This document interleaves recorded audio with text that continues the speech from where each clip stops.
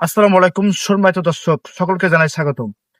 আমি এখন অবস্থান করছি সিরাজগঞ্জের কাজীপুর উপজেলার নাটোরপাড়া ইউনিয়নের ৯ নং ওয়ার্ড পানাগাড়ী সাবেক ইউপি সদস্য রনু মেম্বার যার বাড়ি পশ্চিম দক্ষিণ পাশ থেকে শুরু করে ইমরুল হুজুরের বাড়ি পর্যন্ত প্রায় ১ কিলোমিটার রাস্তা। অর্ধেক অংশ কিছু অংশ মানে আপনার হচ্ছে মাটি দিয়ে এরা মেরামত করে রাস্তা চলাচল উপযোগী আছে, আর বাদবাকি অংশ রাস্তা নেই। সেই কারণে এই অঞ্চলে মানুষ বাজার বা বিভিন্ন মসজিদ, মাদ্রাসা, শিক্ষা প্রতিষ্ঠানে যেতে গেলে রাস্তা না থাকার কারণে বন্যার সময় তারা বেশি ভোগান্তি ভিতরে থাকে। এমনটি জানাচ্ছে স্থানীয়রা। আমরা এই বিষয়ে স্থানীয়দের সঙ্গে কথা বলবো। হুজুরের বাড়ি পর্যন্ত এই রাস্তার দরকার, সবারই দরকার। অর্থ এলাকার মানুষ ধরিয়া মনে করেন যে এই রাস্তার দরকার। বর্ষা মানে খুব অসুবিধা হয়, মানুষ যাওয়া যায় না, খুব অসুবিধা হয়। 3বার এটা বলুক দিয়েছিল এই রাস্তার জন্য, এই কয় হবো হবো, আর এই হয় না। আর হয় না কি আমরা তো অত জানি না। এই রাস্তাটা খারাপ, ভীষণ ঠেকা, মানুষ চলাচল হয়ে আর না, নদী পানি, এই দেশ ঘুরে ঘুরে আসে নাকি আপনার দুঃখী। রাস্তারও কাজটা তাড়াতাড়ি আপনারা দিলে আর খুব উপকার হবো। ওই সামনে লাগ হয়েছে এক দুটা, হয় না কেন তা তো আমরা তো জানি না। তার বুক পুরা দরকার।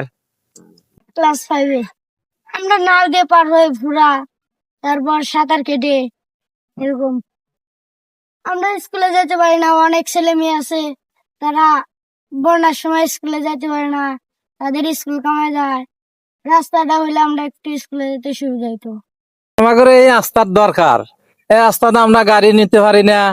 এটা যে যেমন যে এই সাইডে উত্তর সাইডে হয় নাকি, দক্ষিণ সাইডে উঁচু জায়গায় হয়েছে, দোফা জায়গায় হয় নাকি। আঙ্গের এই রাস্তার খুব দরকার। মনে করেন যে রাস্তার না হইলে তো আঙ্গের সমস্যা।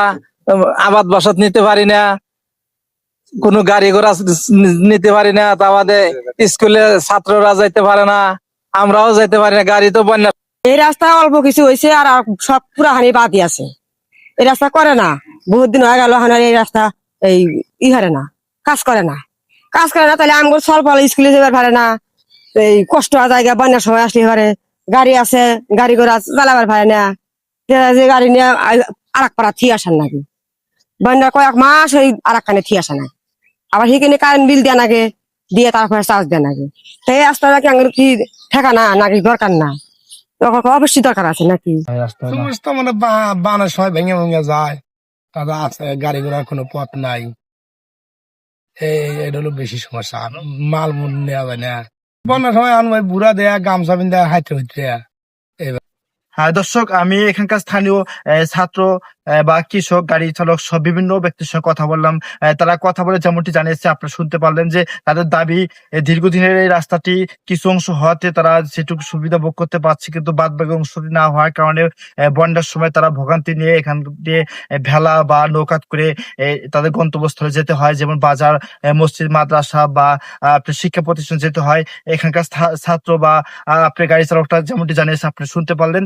এখানকার স্থানীয় দাবি যে দ্রুত গতিতে এই রাস্তাটির পূর্ণ যাতায়াতের একটা ব্যবস্থা করে দিয়ে মানুষের চলাচলের উপযোগী ব্যবস্থা করে দেওয়া হয়। মোহাম্মদ পলাশ শেখ, গাজীপুর, সিরাজগঞ্জ।